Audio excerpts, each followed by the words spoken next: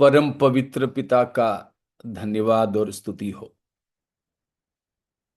मसीह यीशु में मेरे प्रियजन, प्रभु के दास दासियां, प्रभु यीशु मसीह के लहू के द्वारा खरीदे गए पवित्र लोग, आप सबको जय मसीह की। परमेश्वर ने हम पर अपनी दया की भलाई को इस रीति से प्रकट करता रहा कि विश्वास की जिंदगी में कमजोर पड़ने और उद्धार की चट्टान प्रभु यीशु मसीह से फिसलने नहीं दिया। प्रभु की महिमा और तारीफ हो।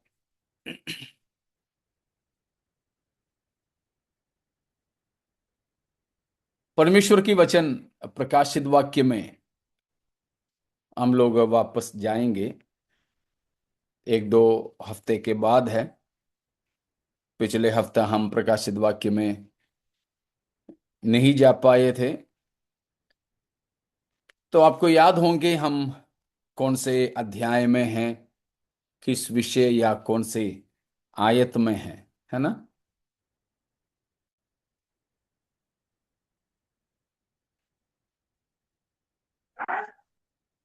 17 अध्याय में 17 अध्याय 15वां पद 15। तक। जी हाँ, हम लोग 17वें अध्याय में हैं और उसकी 14 तक की वचनों को हम मनन किए थे। इस 17वें अध्याय में विशेषकर दो बात हम जो मनन करते हैं वो है, एक और बार हम पढ़ेंगे 7वां पद को, 17 का 7। तब उस स्वर्गदूत ने मुझसे कहा, तू क्यों चकित हुआ? मैं स्त्री और उस पशु का जिस पर वह सवार है और जिसके 7 सिर और 10 सींग है, तुझे भेद बताता हूँ। तो इस अध्याय में इन दोनों के भेद है। किनके? एक स्त्री और एक पशु। हमने पाया है वो स्त्री झूठी कलीसिया के प्रतीक है और ये पशु झूठा मसीह का। तो उनके भेद की बातें हम लोग 14वीं आयत तक पढ़ते आ रहे थे। उसमें हमने देखा कि उसकी 15वीं आयत में हमने देखा कि ये जो भीड़ है, मानवीय या मनुष्य समाज है, जिस पर या जिसके कारण ये दोनों यानी ये स्त्री और पशु पृथ्वी पर दुनिया में प्रकट होते हैं, वो हमने देखा। और 16वां पद में हमने देखा, और एक बार 16वें पद को पढ़िएगा। जो 10 सिंग तूने देखे, वे और पशु उस वेश्या से बैर रखेंगे और उसे लाचार और दंगी कर देंगे और उसका मांस खा जाएंगे और उसे आग में जला देंगे। पहले तो ये दोनों, ये स्त्री और ये पशु बहुत मित्रता में थे, लेकिन यहां उनकी मित्रता में फूट आती है। यहां पर ये पशु और ये स्त्री में फूट आते हैं। वे एक दूसरे के विरोध करने लग जाते हैं, एक दूसरे के विरोध करने लग जाते हैं। इसीलिए हम यहां पे देखते हैं कि वो पशु इस विश्व धर्म से घृणा करते और ये पशु इस दुनिया की धर्म या झूठी कलीसिया को नाश करती है। तो यहां पर ये पशु स्त्री से द्वेष करता या घृणा करता और उसको नंगा करता और उसे शून्य करता है और उसकी मांस खा जाता है। और ये भी है कि उसको आग से जला देता है। तो उसका मतलब यह है कि कुछ दिन ये दोनों मिल करके एक साथ में राज करेंगे, एक दूसरे की मदद करते रहेंगे।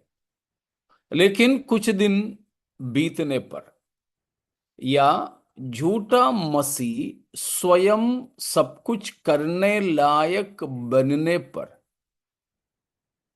उनकी सहायता करने वाले लोगों को भी वो नफरत करेगा, उन लोगों को भी वो नाश करने की कोशिश करेगा।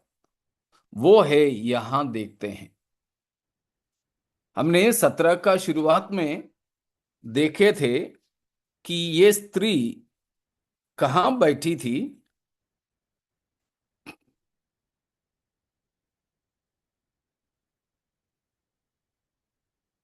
बहुत से पानी पर बैठी थी।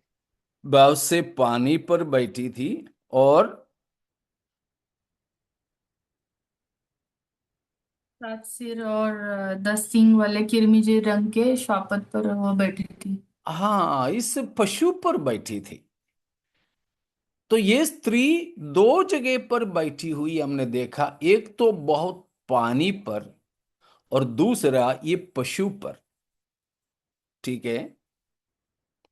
दूसरा आयत में हम पढ़ते हैं कि पानी पर बैठी है। वो पानी का अर्थ हमने 17 की 15 में से पढ़ लिए।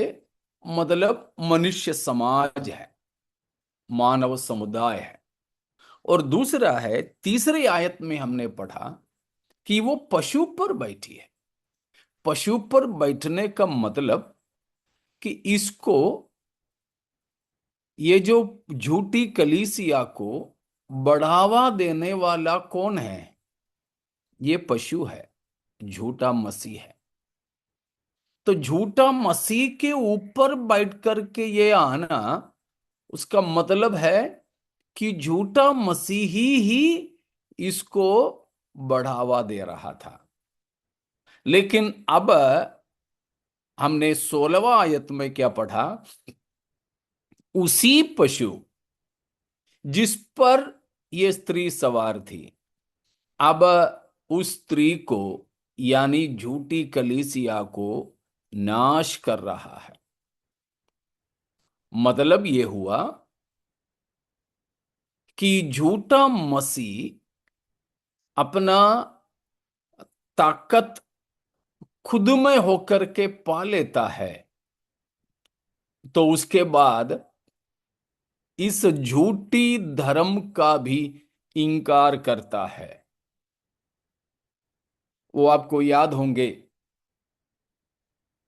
झूठा मसीह आगे चल के क्या करेगा।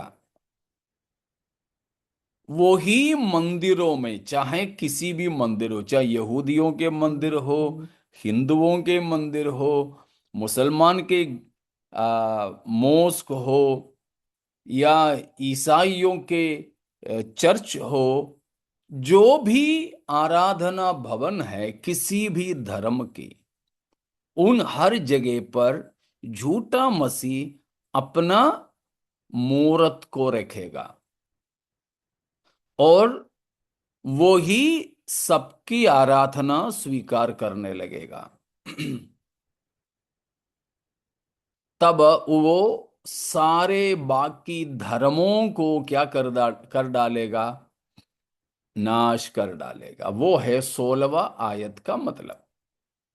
पहले झूठी कलीसिया की बढ़ावा झूठा मसीह ही करेगा, लेकिन झूठा मसीह सामर्थी होने के बाद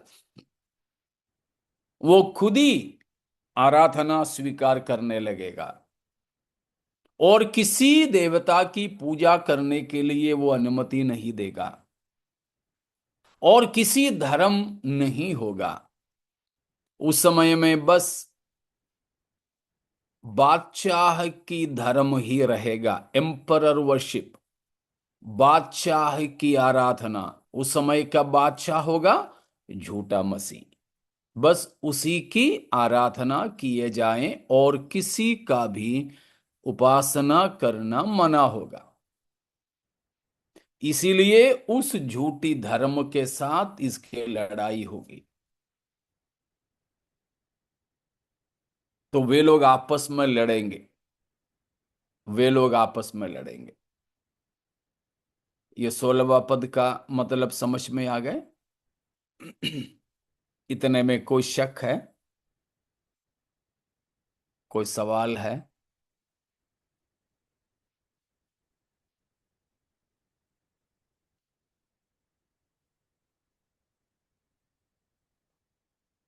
कुछ नहीं। तो ये 16 तक की आयतों का जो बात क्यों होगा, उसका जवाब है उसका 17वां पद। 17वां आयत को पढ़िए। क्योंकि परमेश्वर उनके मन में यह डालेगा कि वे उनकी मनसा पूरी करे, और जब तक परमेश्वर के वचन पूरे न हो ले, तब तक एक मन होकर अपना अपना राज्य पशु को दे दे। उसका 12-13 भी इसके साथ जोड़कर पढ़िए। 12-13 भी। जो 10 सिंह तूने देखे, वे 10 राज्य है जिन्होंने अब तक राज्य नहीं पाया, पर उस पशु के साथ घड़ी भर के लिए राजाओं का सा अधिकार पाएंगे। यह सब एक मन के होंगे, और वे अपनी अपनी सामर्थ्य और अधिकार उस पशु को देंगे। वे मेमने से लड़ेंगे, और मेमना उन पर जय पाएगा, कि वह प्रभुओं का प्रभु और राजाओं का राजा है। और जो बुलाए हुए और चुने हुए और विश्वासी है, वे उसके साथ है, वे भी जय पाएंगे। परमेश्वर की सनातन योजना है। आपको याद हो कि हम लोग इफिसियों 3 की 11 में से उस बात को पढ़े थे। परमेश्वर की सनातन मनसा या परमेश्वर की सनातन योजना, इटर्नल पर्पस ऑफ गॉड। तो परमेश्वर की इटर्नल पर्पस, परमेश्वर की सनातन योजना पूरा करने के लिए परमेश्वर किसी को भी इस्तेमाल में ला सकता है। तभी तो परमेश्वर परमेश्वर है। परमेश्वर कहने पर आपको मालूम है शैतान भी आज्ञा मानेगा। अगर परमेश्वर आज्ञा दे तो शैतान भी परमेश्वर के आदेश को मानेगा। यहां झूठा मसीह, झूठी कलीसिया, इन सबको परमेश्वर की सनातन योजना पूरा करने तक एक साथ जुड़कर रहने की, काम करने की अनुमति परमेश्वर ने दे दिया है। उतना समय तक वे एकजुट होकर के रहेंगे। इसमें देखिए सब कुछ का नियंत्रण कौन कर रहा है? परमेश्वर स्वयं कर। परमेश्वर स्वयं। अभी भी जब मसीह विरोधियां दुनिया में, हमारी भारत सहित दुनिया के कई इलाकों में प्रभु के लोगों को सताता है, तो कई लोग सोचते हैं कि ये शैतान की तरफ से हो रहा है। नहीं, शैतान की तरफ से नहीं। आप लोग शायद सुन चुके होंगे। मैंने आज भी सुना हुआ एक विचित्र प्रार्थना का विषय मैं आपको बताता हूं। अभी केरल में हमारी संस्था का, चर्च ऑफ गॉड का केरला में जो हिस्सा है, वहां का जनरल कन्वेंशन चालू है, कल से चालू है। तो आज दोपहर को एक प्रभु के दास जो अलग अलग देशों में सफर करके प्रभु के लोगों को प्रार्थना में दृढ़ बनाने वाला और सत्तावट के बारे में खबर लेकर दूसरे लोगों को प्रार्थना के लिए पहुंचाने वाला एक प्रभु के दास, उनका गवाही मैंने सुना। आपको मालूम है, कुछ साल पहले तक सबसे ज्यादा मसीहियों को सताने वाला देश था चीन, चाइना। लेकिन अब सबसे तेजी से मसीहियत और कलीसिया बढ़ने वाला देश है चाइना। हमारे भी हिंदी, मलयालम सहित कई सारे बाइबल की छपाई चाइना से हो रहा है। केवल आईफोन और हमारे मोबाइल फोन वगैरह ही नहीं हैं जो चाइना में या चीन में बनवाते हैं। बाइबल छपवाते भी चाइना में है भी। तो बहुत सारे मसीहियां वहां चाइना में बढ़ रहे हैं। उस प्रभु के दास का गवाही में ये बोला कि चाइना में मसीहियत ऐसा बढ़ रहा है कि सरकार किसी भी तरह से रोक नहीं पा रहे। तो अमेरिका से कोई प्रभु के दास कुछ साल पहले चाइना में जाकर 22 लोगों को अलग अलग जगहों से चुपचाप से कहीं एकत्रित करके बाइबल क्लास ले रहा था। तो उस प्रभु के दास जो अमेरिका से आया था, इनको बाइबल क्लास ले रहा था, उनसे पूछा कि मैं वापस अमेरिका जाकर के आपके लिए क्या प्रार्थना करूं, क्या प्रार्थना करूं। तो उन 22 लोगों ने बोला कि आप हमारे लिए ऐसा प्रार्थना कीजिए कि आपकी देश में जैसे आजादी है मसीह को मानने के लिए, चर्च जाने के लिए, बाइबल पढ़ने के लिए, प्रचार करने के लिए वगैरह वगैरह, वैसा ही स्वतंत्रता हमें चीन में भी मिल जाए। ये सुनते ही वो अमेरिका वाला पास्टर ने बोला, नहीं नहीं, मैं कभी प्रार्थना नहीं करूंगा, इस बात के लिए मैं कभी प्रार्थना नहीं करूंगा। तो वो जो 22 लोग अचंभित हुए, पूछे क्यों, ऐसे क्यों? बोला कि आप लोग अभी 12 घंटे 13 घंटे यात्रा करके यहां पर आए हैं, सुबह से लेकर शाम तक यूं ही बैठ करके प्रभु की वचन सीखते हैं। कोई एसी नहीं है, गर्मी है, ये सारी दिक्कतें आपको हो रहे हैं। लेकिन हमारे वहां पर आजादी है। हमको 13 घंटे कोई सफर करना नहीं होता है, कुछ मिनटों तक गाड़ी चलाकर जाना है। और बड़े बड़े AC, air condition church hall है, बाकी सारी सुविधाएं हैं। लेकिन हमारे वहां के लोग चर्च में नहीं जाते हैं। आजादी तो है, नहीं जाते। अब ये 22 लोगों के लिए ये पास्टर ने बाइबल दिया, केवल 15 बाइबल ये था। 22 लोगों के लिए केवल 15 बाइबल।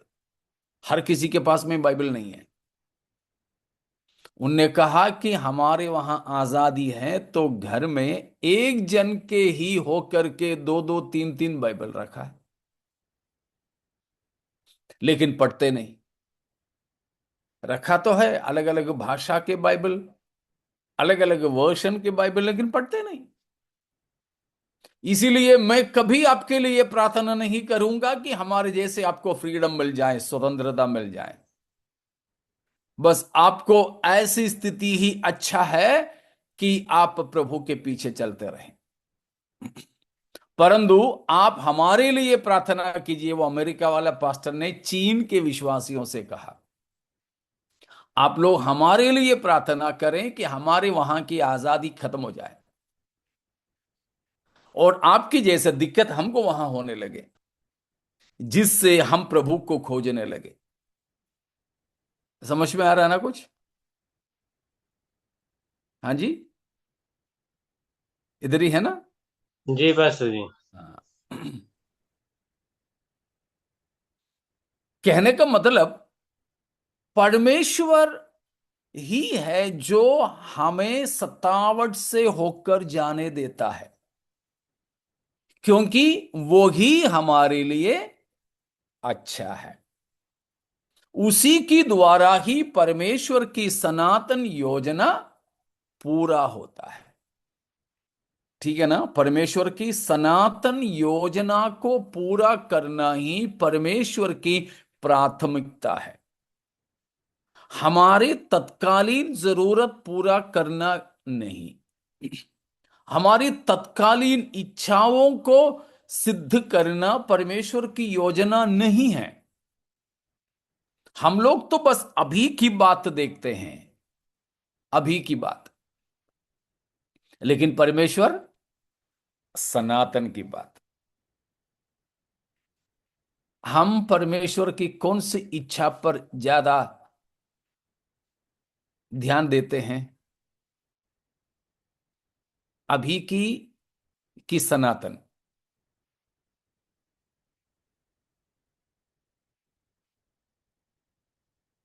हाँ जी, अभी की ज्यादातर। ज्यादातर अभी वाले में हम लोग ध्यान देते हैं। प्रभु अभी ऐसे कर लेना, अभी ऐसे कर लेना, नहीं। लेकिन परमेश्वर की सनातन योजना पर हम ध्यान दें। परमेश्वर उसी की ओर सब कुछ लेके जा रहा है, उस सनातन योजना की ही ओर परमेश्वर सब कुछ ले जा रहे हैं। प्यारो, उस सनातन योजना पूरा होने के लिए परमेश्वर ने शैतान को भी, झूठा मसीह को भी, झूठी कलीसिया को भी, सबको शामिल किया है। ये बड़े अजीबो गरीबो बात, बड़ी विचित्र बात। समझ पा रहे हो ना? परमेश्वर की सनातन योजना को पूरा करने के लिए परमेश्वर शैतान से लेकर सब कुछ को इस्तेमाल करता है। इधर भी वही हो रहा है। 17वां पद में हमने देखा ना, 17 का 17 में, परमेश्वर की वचन या परमेश्वर की इच्छा पूरा होने तक इन सबको एकजुट होकर काम करने के लिए परमेश्वर ने उनका मन को एक साथ जोड़ के रखा। परमेश्वर की उस योजना जब पूरा हो जाए, वहां पर उनके बीच में भी प्रभु फूट डालेंगे। अभी इंडिया में जो हो रहा है ना, भारत में जो हो रहा है, वो भी यही है। इसी में क्या है, एक व्यक्ति को अगर दंड देना है परमेश्वर को, अगर परमेश्वर किसी एक व्यक्ति को एक परिवार को, एक संस्था को, या एक समाज को, या एक देश को दंड देना है, तो उनका पाप की घड़ा भर जाना चाहिए। उनकी पाप की घड़ा भर जाना चाहिए।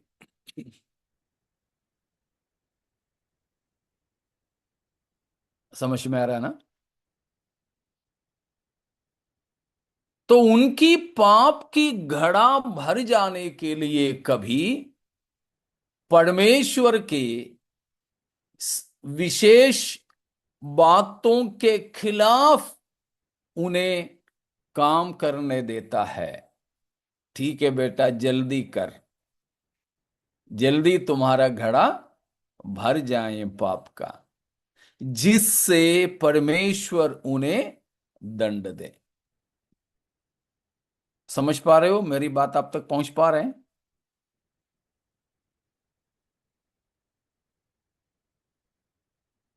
तो प्यारो, अभी हमारे भारतवर्ष में भी मसीहियों के खिलाफ ऐसा काम करता है। परमेश्वर अनदेखी नहीं कर रहे हैं। परमेश्वर ये सब कुछ देख और जान रहे हैं। मुझे कल खबर मिली, उड़ीसा में एक प्रभु के दास को बहुत मारा, चप्पल जूते का माला पहनाया गया उनको, और उनको गोबर जबरदस्ती से खिलाया गया। वो जब पढ़ा और देखा तो बहुत दुख लगा, जरूर, लेकिन तब भी तसल्ली ये हुआ कि परमेश्वर अपने सनातन योजना की ओर इन सारे की सारी बातों को धकेल कर बड़ी शीघ्र गति में ले जा रहे हैं। तो ये सब बातें पूरा होते देखोगे तो आप समझ लीजिए परमेश्वर की सनातन योजना का सिद्धता बहुत ही करीब है। उसमें परमेश्वर हमें भी शामिल करें, उस सनातन योजना में हमें भी परमेश्वर शामिल करें।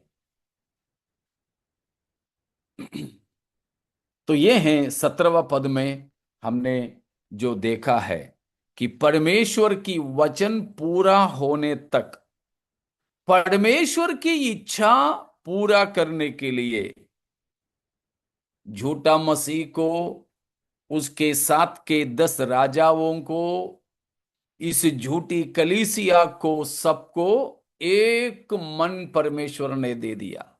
लेकिन ये एक मन, उनकी एकता कब तक ही है? जब तक परमेश्वर की इच्छा है तब तक ही है। हाँ, जब तक परमेश्वर की वचन पूरा ना हो और परमेश्वर की इच्छा सिद्ध ना हो, केवल तब तक ही है। वो इच्छा और योजना इस घड़ी में पूरा हो जाए तो परमेश्वर फिर इसी घड़ी से इन सब की योजना को उथल पुथल करेंगे, तहस नहस करेंगे। तो प्यारों, जान लीजिए कितना भी बुराइयां हो, बुराइयां मतलब प्रभु के लोगों के विरोध में, परमेश्वर के खिलाफ में कितने ही बुराइयां हो, मगर तब भी नियंत्रण हमारे परमेश्वर के ही हाथों में है। जैसे मैं हमेशा बोलता हूं, तब भी ड्राइवर सीट पर हमारे प्रभु ही बैठा रहता है, और किसी को भी इन सारी बातों का नियंत्रण प्रभु नहीं सौंपता है। Praise God. समझ पा रहे हैं ना?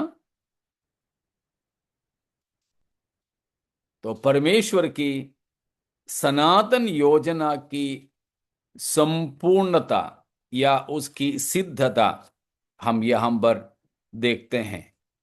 उसी तरह ही है, दानिયેल में भी झूठा मसीह के विषय में प्रभु ने बताया है।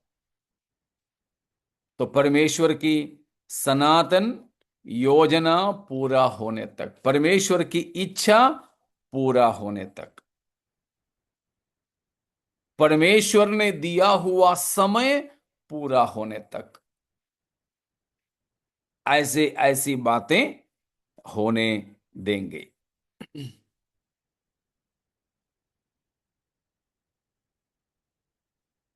दानिયેल 7 अध्याय उसकी 25वां पद को पढ़ेंगे। 7 का 25 दानिયેल।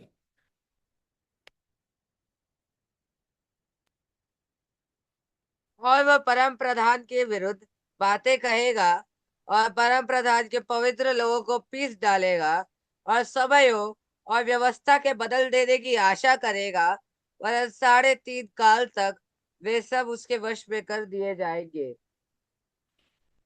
झूठा मसीह के हाथों में परमेश्वर समयों को तक दे देगा। वो अपनी पूरी मर्जी पूरा करने की संपूर्ण आजादी देगा, लेकिन कितने समयों तक? 3.5 काल। 3.5 काल, यानी 3.5 साल। ठीक है ना?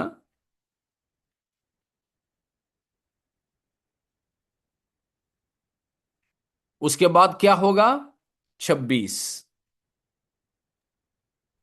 परंतु तब न्यायी बैठेंगे और उसकी प्रभुता छीन कर मिटाई और नष्ट की जाएगी, यहाँ तक कि उसका अंत ही हो जाएगा। Praise God.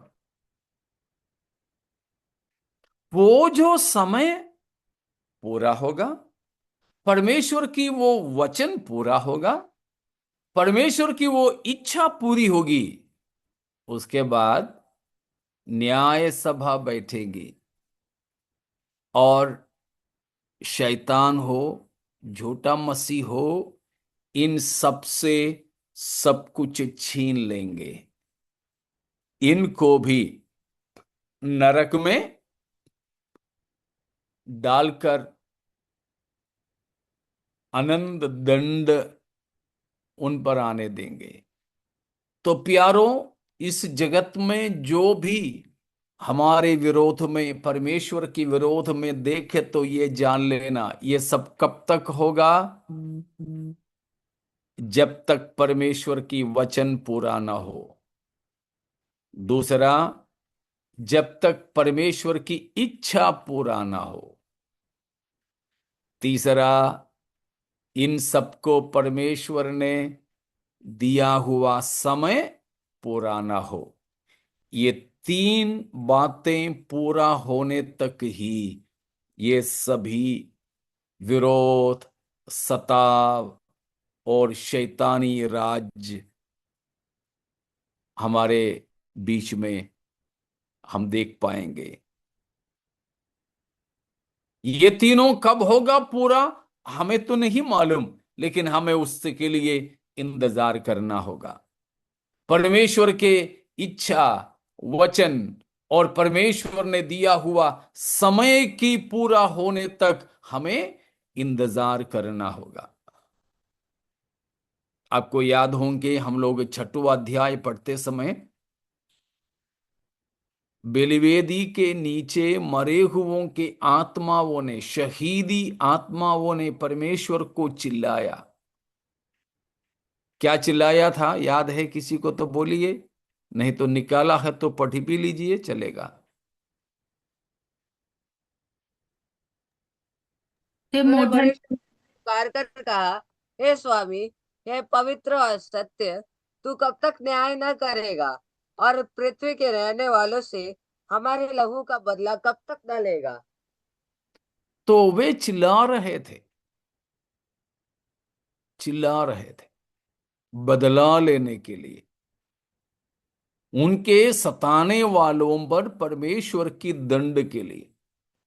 लेकिन परमेश्वर ने क्या जवाब दिया था? अश्विनी सिस्टर आप पढ़ लीजिए।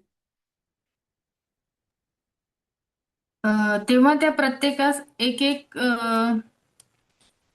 शुभ्र जागा देण्यात आला आणि त्यांस असे सांगण्यात आले की तुमच्या सोबतीचे दास व तुमचे बंधू तुम्हांसारखे जीवे मारले जाणार, त्यांची संख्या पूर्ण होईपर्यंत तुम्ही आणखी थोडा वेळ विश्रांती घ्या. हाँ, तुम्हारे जैसे सताए जाने वाले तुम्हारे बंधु मित्र, तुम्हारी भाई लोगों के संख्या पूर्ण होने तक थोड़ा सा और तुम चुपचाप से रहो। तो इन सब के लिए परमेश्वर ने समय, योजना, वचन बंधित बना के रखा है। वो जब हम जानेंगे तो हमारे बीच में भी होने वाली घटनाओं से हम विचलित नहीं होंगे, परेशान नहीं होंगे। आज उड़ीसा में हुआ या छत्तीसगढ़ में हुआ, कल मेरे और आपके साथ भी घट सकता है, लेकिन तब भी हम विचलित नहीं होंगे, हम डगमगाएंगे नहीं जब ये जानेंगे। क्या जानेंगे? ये सब कब तक है?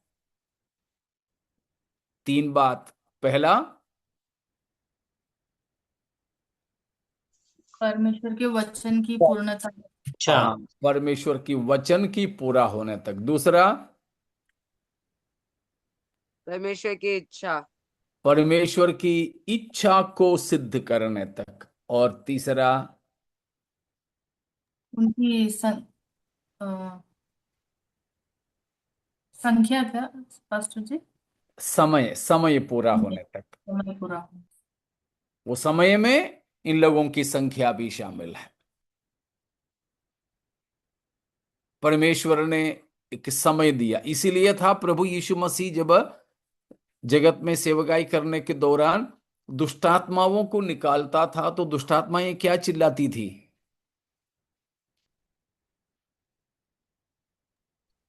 समय से पहले हमें क्यों नष्ट करते? हाँ, क्या तू समय से पहले हमें सताने के लिए आया है? तो परमेश्वर ने इन सबके लिए समय को निर्धारित करके दिया है। वो समय तक प्रभु कर लो भाई, कर लो, तुम्हें जो करना है कर लो। अब हमारे बच्चे लोग स्कूल कॉलेज में पढ़ते हैं तो एग्जाम, परीक्षा है, 2 घंटे की परीक्षा। ये 2 घंटे पूरा होने तक टीचर पेपर वापस नहीं मांगेंगे, लिखना बंद करो नहीं बोलेंगे।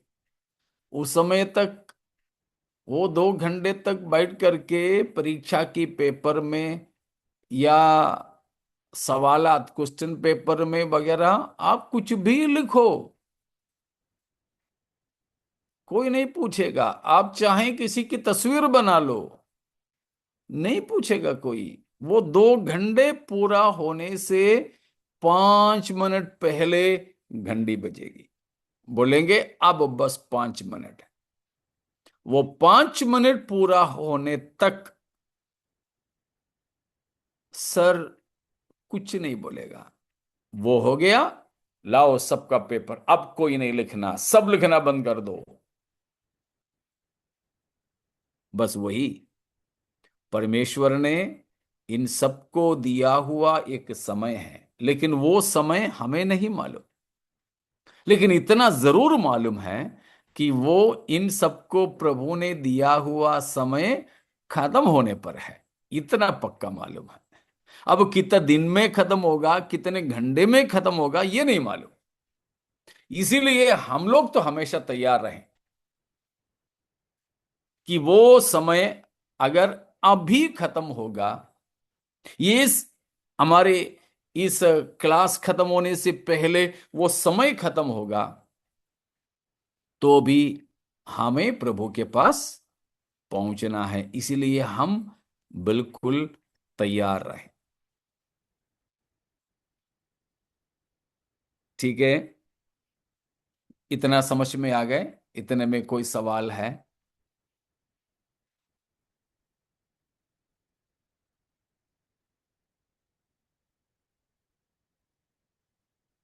कुछ नहीं। ठीक है, तो इन शत्रुओं के दिलों में भी जो विचार डाल करके दिया है, देता है, वो परमेश्वर ही है। परमेश्वर ही है। परमेश्वर की सनातन योजना की पूर्तिकरण के लिए। Praise God. ठीक है, 18वां पद तो हमने पहले ही देख चुके थे। 18वां पद और एक बार पढ़िए। 18, 17 का 18 प्रकाशित वाक्य। वह स्त्री जिसे तूने देखा है वह बड़ा नगर है जो पृथ्वी के राजाओं पर राज्य करता है। वो जो स्त्री, झूठी कलीसिया, हमने पहले भी देखा था कि 9वां पद में कि वो 7 सिर स्त्री बैठी हुई 7 पहाड़ है। तो तभी हमने देखा था ये एक नगर है। वो नगर रोम नगर है। तो इसीलिए रोम से जुड़ी हुई एक धार्मिक व्यवस्था प्रभु यीशु मसीह के आगमन और कलीसिया की उठा लिए जाने के बाद हो सकता है एक गठबंधन। तो उस समय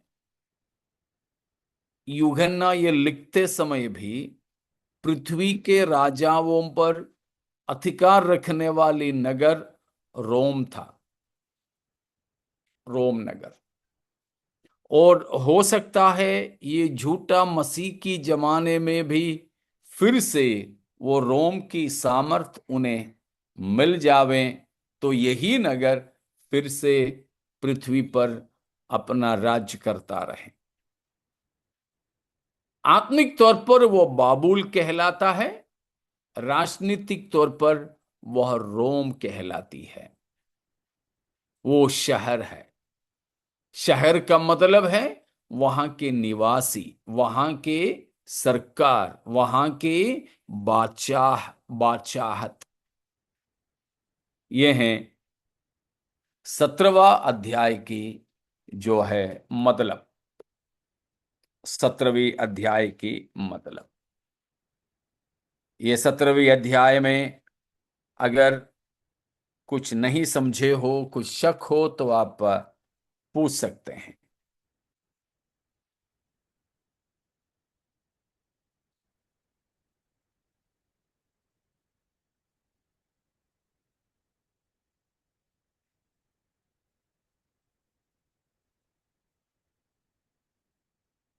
तो ये रोम नगर होगा करके ये 17वां अध्याय समाप्त कर रहा है यहां।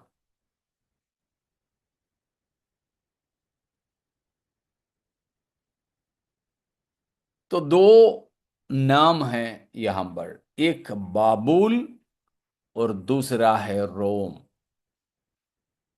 इनसे क्या संबंध है?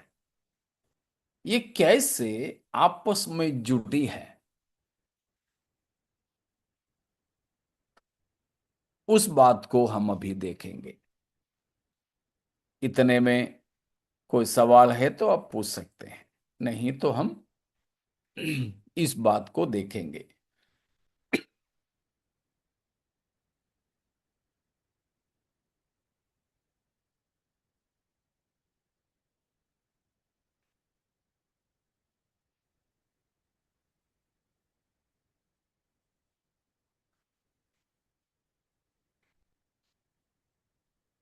ये जो 17 और 18 अध्यायों में जो नगर का नाम हम देखते हैं, वो कौन सा नगर है या कौन सा शहर है?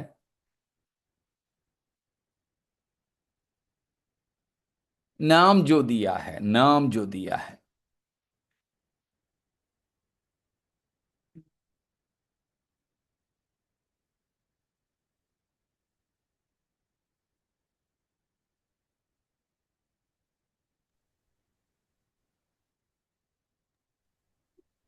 बोलिए। हम्म, बड़ा बाबिल ना? बड़ा बेबीलोन। बाबुलोन। हम्म, इतने जल्दी भूल गए? बड़ा बाबुलोन।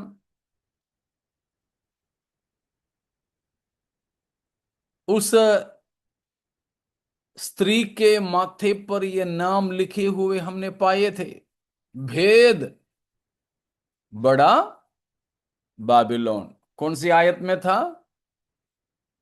5वें। हाँ, 17 का 5 में हम पढ़े थे कि एक नाम लिखा हुआ है, भेद, बड़ा बाबुल। बाइबल में बाबुल नगर का बहुत ही महत्वपूर्ण स्थान है। विशेषकर बाबुल बाइबल में जाने जाता है अपने बलवापन के लिए, अनाज्ञाकारिता के लिए, अनैतिकता के लिए और मूर्ति पूजा के लिए। ठीक है ना? बाइबल में बाबुल का बहुत बड़ा स्थान है। बहुत ज्यादा जिक्र किया गया एक नगर है बाबुल। उस बाबुल बाइबल के अंदर किस चीज का प्रतीक है? अनाज्ञाकारिता, बलवा, बलवा, मूर्ति पूजा, मूर्ति पूजा, अनैतिकता, इमोरालिटी, असानमार्गिक।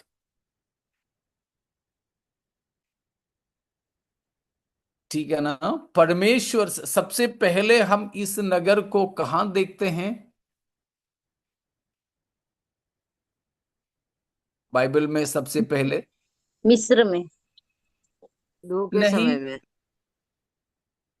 कहां पे? नूह के समय में। नूह के समय में।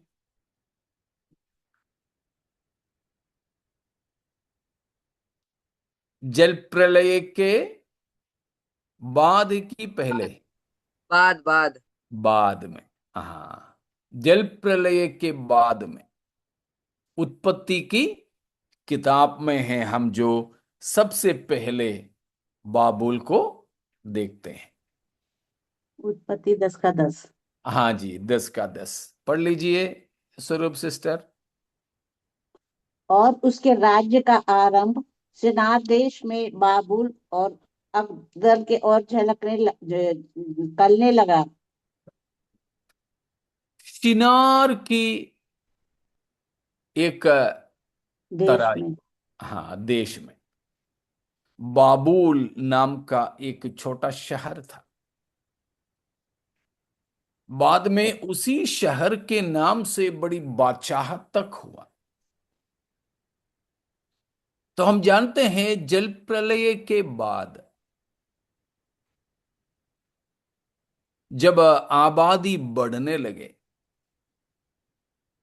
परमेश्वर ने कहा था फूलो, फलो, पृथ्वी पे भर भर जा। लेकिन परमेश्वर की उस योजना के विरोध में बलवा करते हुए निम्रोद नाम का एक व्यक्ति उस समय की सारी आबादी को एक जगह पे इकट्ठा करवाया। वहां आसमां तक पहुंचने वाले एक गुम्मट बनवाया, टावर ऑफ बेबीलोन। और परमेश्वर ने कहा तुम फैल जाओ, पृथ्वी पे फैल जाओ, भर जाओ। लेकिन निम्रोद ने या उस समय के लोगों ने क्या किया? गुम्मट बनाया। गुम्मट बनाया, क्या कहते हुए? हम परम- इकट्ठा रहेंगे, इकट्ठा रहेंगे। हाँ, हम इकट्ठा रहेंगे। अब कोई जल प्रलय ऐसा हो तो हम लोग सब चढ़ जाएंगे, कोई मर नहीं सकेंगे। देखा, इसलिए मैंने कहा अनाज्ञाकारिता का, बलवापन का राजधानी कहलाता है बाबिलोन। हाँ, हाँ। और बाद में चल के आप देखोगे तो मूर्ति पूजा का राजधानी वो बन जाता है। आप दानियेल में भी जब पढ़ोगे, पहला अध्याय में ही देख सकते हैं कि नबुकदनेस्सर राजा, जो बाबुल का बादशाह था, यरूशलेम पर आक्रमण की, यहूदियों को हराया और यरूशलेम मंदिर को लूटा। यरूशलेम मंदिर को लूट कर वहां का सारा लूट कहां लेकर गया? बाबुल। बाबुल में, शिनार देश में, बाबुलियों के देवता के मंदिर में ले जाके रखा। उसके बाद हम उसको 5वां अध्याय दानियेल में देखते हैं कि बेलशस्सर नाम का बाबुल का राजा, हाँ, उसी मंदिर में से, उनकी देवता की मंदिर में से यरूशलेम की सारे पात्र जो लूट करके लाए थे, लाए और उसी में दारू पीने लगे। वो सब बातें आपने सुने होंगे। इस्राएलियों को परमेश्वर ने, यहूदियों को परमेश्वर ने बाबुल में बंदी बना करके भेजा 70 साल, 70 years। बाबुल में भेजने का मुख्य कारण यह था। क्या था यहूदियों का पाप? मुख्य पाप क्या था यहूदियों का, जिसके लिए परमेश्वर ने उनको बंदुआई में भेजा? अन्य देवताओं के पीछे वो अन्य देवताओं की पूजा करना, मूर्ति पूजा करना, यहोवा को छोड़ देना, पराये देवताओं को अपनाना। जिसके बारे में यिर्मयाह नबी ने बताया कि इसराइलियों ने, यहूदियों ने 2 पाप किए। क्या क्या है? परमेश्वर को छोड़ मैं के मूर्ति छोड़ पूजा। दिया और बहते हुए सोते को छोड़ दिया। हाँ, पहला है कि जीवन की जल की सोते को छोड़ छोड़ दिया, और छोड़ करके उन्होंने और कुछ अपने खो लिए, दिया, खोदा, अपने खुदाई और किया। जिसमें ऐसे हौद बनाए, हाँ, ऐसा, हौद बनाए। जी, जिसमें पानी पानी, नहीं हो। पानी नहीं है। 2 का 13वां वचन, यिर्मयाह 2 का 13।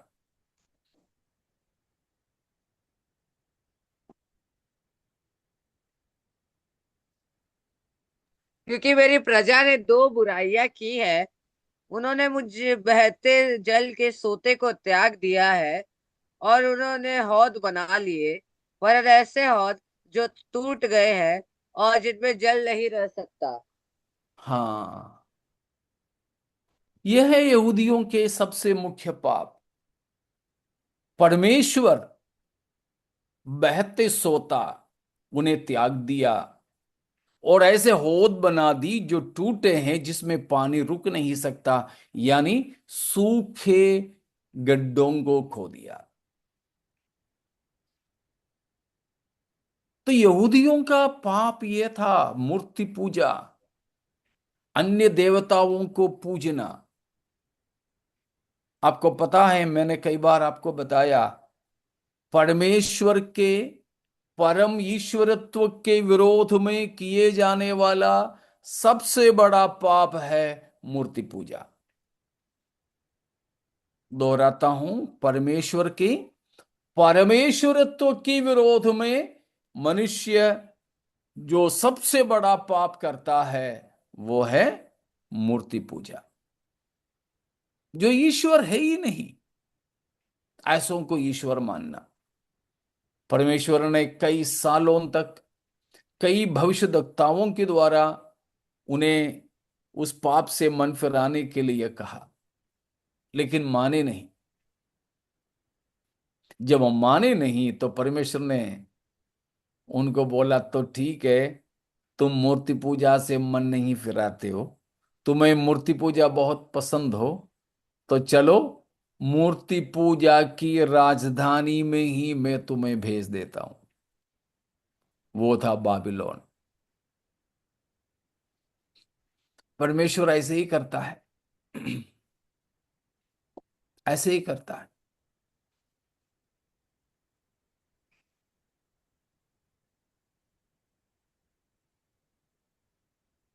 जब कोई बच्चे किसी किसी चीज खाने के लिए बहुत लालच करते हैं, वो कितना भी दे दो वो खाते जाएंगे, कभी बस नहीं बोलेंगे। गुस्से में पापा मम्मी क्या करते हैं, वो ही चीज खिलाएंगे, इतना खिलाएंगे कि आगे चल के वो उसका नाम सुनते ही उल्टी करने लगे। ये माता पिता करते हैं ऐसे। परमेश्वर ने भी ऐसे किया था ना इसराइलियों के साथ। मन्ना। म- मांस, मन्ना नहीं, मांस। मांस, बटेर। हाँ, बटेर। मन्ना तो रोज देते थे, ये लोग खा खा करके बोले कि क्या है ये, रोज यही है, कोई बदलाव नहीं है, बस यही यही खाना। लेकिन हम मिस्र में थे तो कितना अच्छा मछली और गोश्त जो भी है बहुत खाते थे। यहां तो कुछ भी नहीं, उधर तो खीरा, काकड़ी, लहसुन, प्याज सब भी था। यहां तो बस ये जब देखो तो मन्ना। परमेश्वर ने इसराइलियों को कितने बार मांस खिलाया था?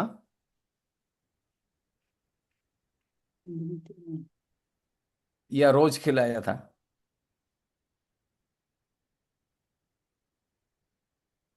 रोज खिलाया था। जी, रोज था? एक ही बार, एक ही बार। एक ही बार नहीं, 2 बार, 2 बार खिलाया था।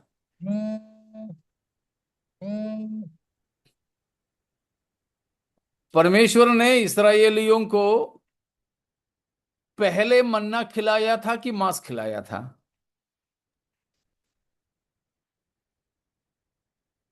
मन्ना मांस। खिलाया था।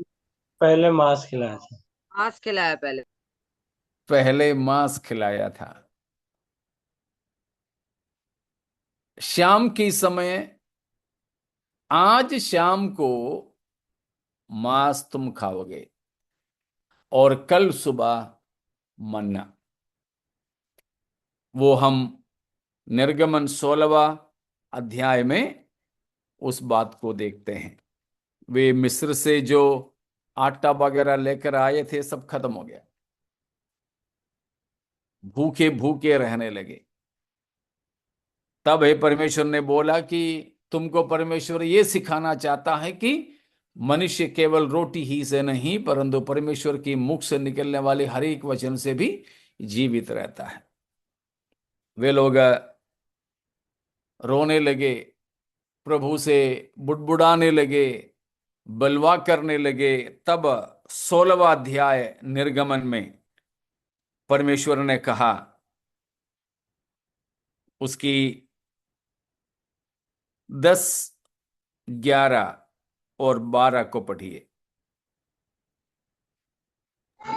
और ऐसा हुआ और ऐसा हुआ कि जब हारून इसराइलियों की सारी मंडली से ऐसे ही बातें कर रहा था कि उन्होंने जंगल की ओर दृष्टि करके देखा, और उनको यहोवा का तेज बादल में दिखलाई दिया।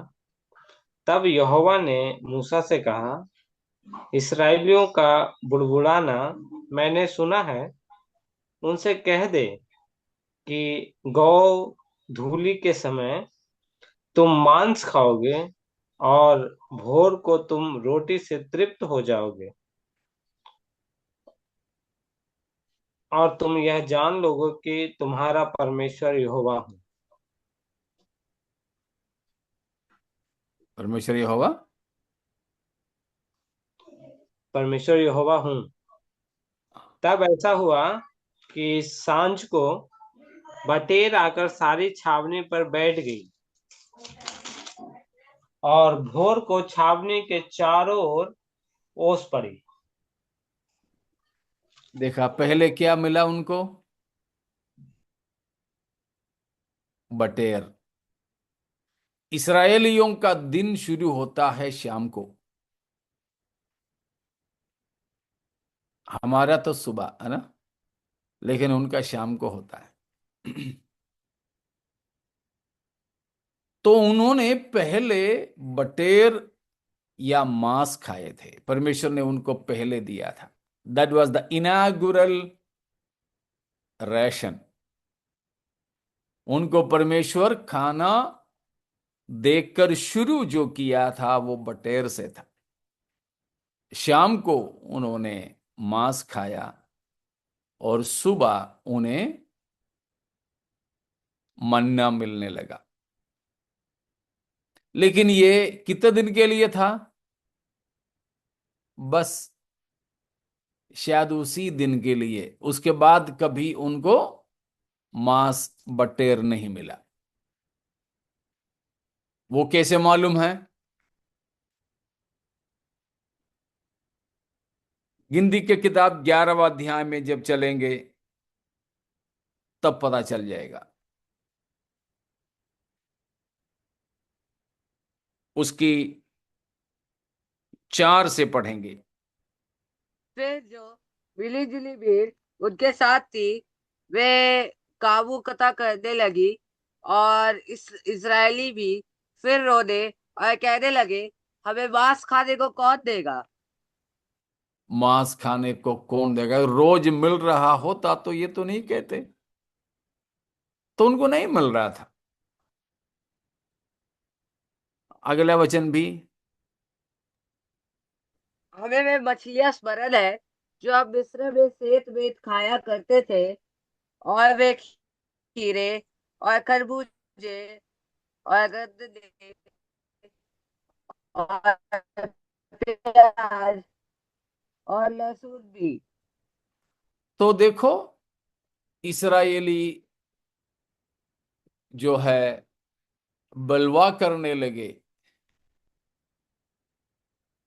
उनको क्या चाहिए? मांस चाहिए, मांस चाहिए। परमेश्वर को गुस्सा आया, या परमेश्वर ने उनको मांस खिलाने की इरादा की। जब परमेश्वर ने खुशी खुशी उनको खिलाया था तो बस एक ही टाइम खिलाया था, ठीक है ना? खुशी खुशी खिलाया तो एक ही बार खिलाया, खिला के छोड़ दिया। लेकिन जब परमेश्वर गुस्सा करके उनको खिलाने लगे तब नाक मुंह से आने लगा। उसकी 19 और 20 को पढ़िए। पर आ,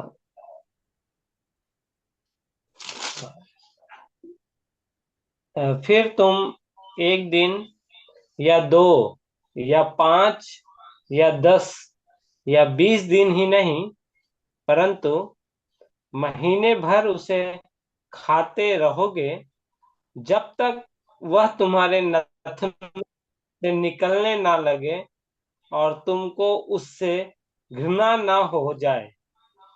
हाँ, ये परमेश्वर का भी एक तजुर्बा है, हम लोग माता पिताओं के भी यही है।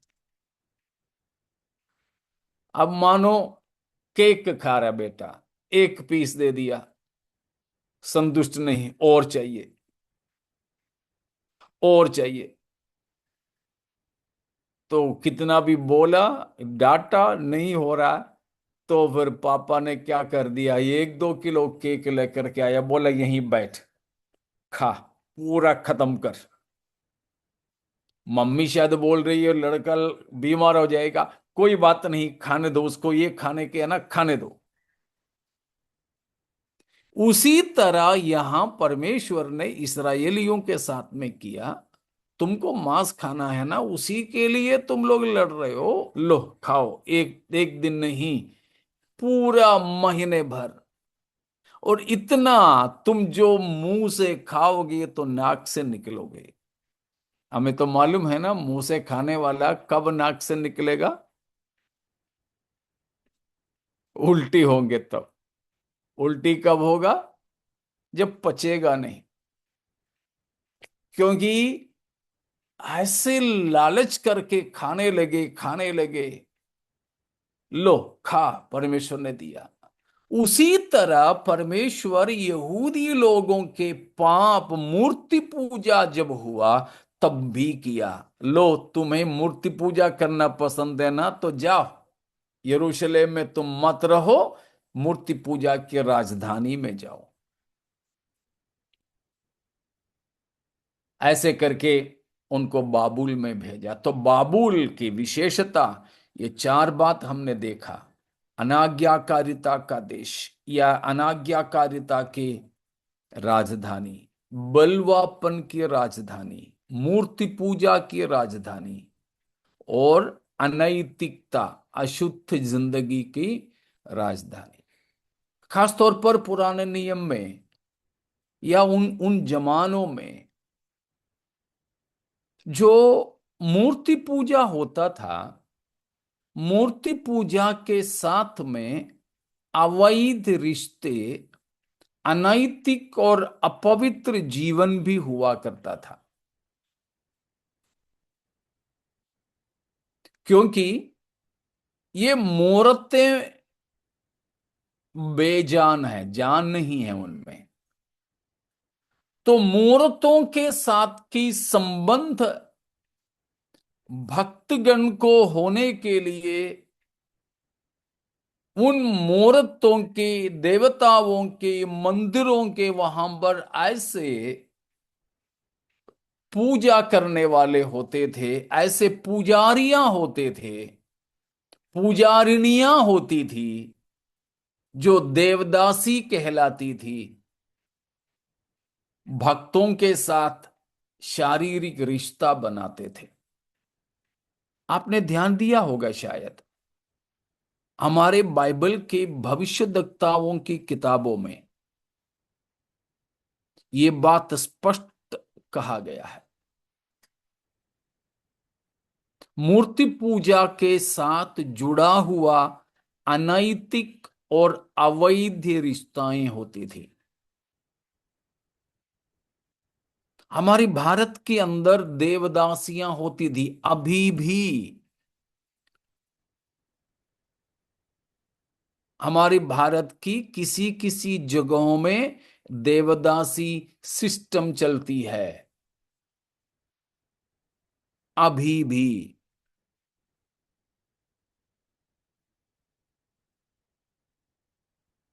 तो कोई देवताओं की सेवा के लिए कोई माता पिता अपनी बेटियों को सौंप देते हैं, एक उम्र होने के बाद में उनको उसी देवस्थान में छोड़ देते हैं।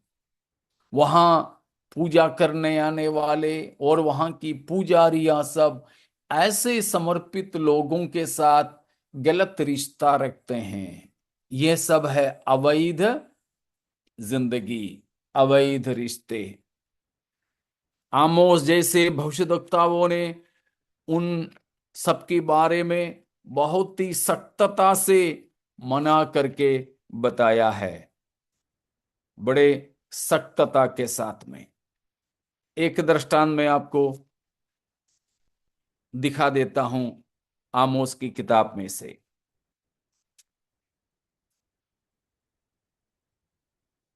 आमोस दूसरा अध्याय, उसका 7वां पद को पढ़िए।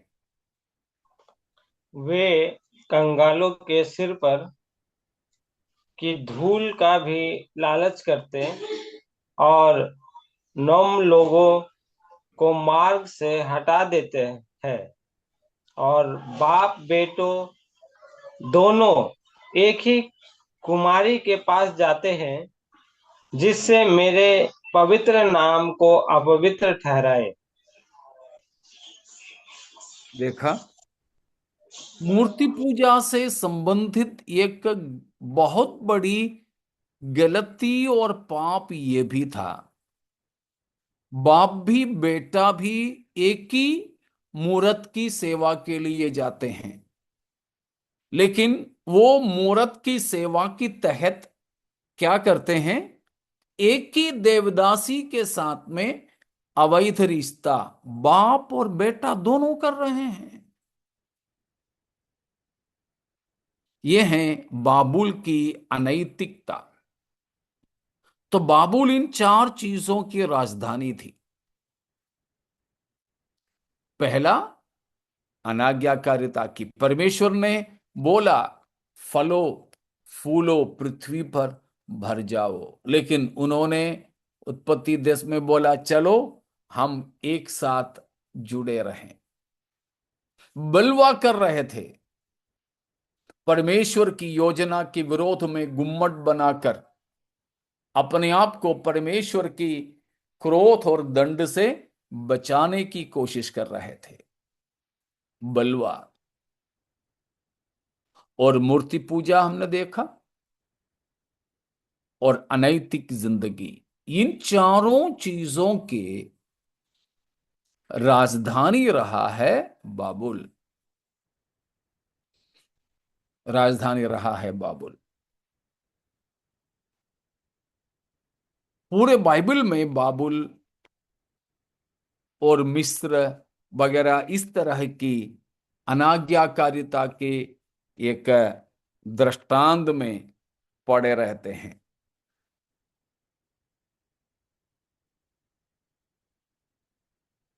तो ऐसी जगह पर परमेश्वर अपना दंड को भेजकर इतने सालों में मनुष्यों से पाप करवाया, परमेश्वर से दूर करवाया हुआ जगह को दंड देने की बारे में है। ये प्रकाशित वाक्य में 17 अध्याय में हम देखते हैं, जिसका और भी बाबुल से जुड़ा हुआ, निम्रोद से जुड़ा हुआ कुछ विवरण है। तो कुछ बातें अभी हम शुरू करने से पूरा नहीं हो पाएगा, उस वजह से फिलहाल मैं यहां तक उसको समाप्त करना चाहूंगा। उससे पहले मैं चाहूं कि आप किसी को कोई सवाल है, कुछ प्रश्न है इन बातों में, तो आप पूछ सकते हैं। इतने बातों में जो हमने सीखे हैं।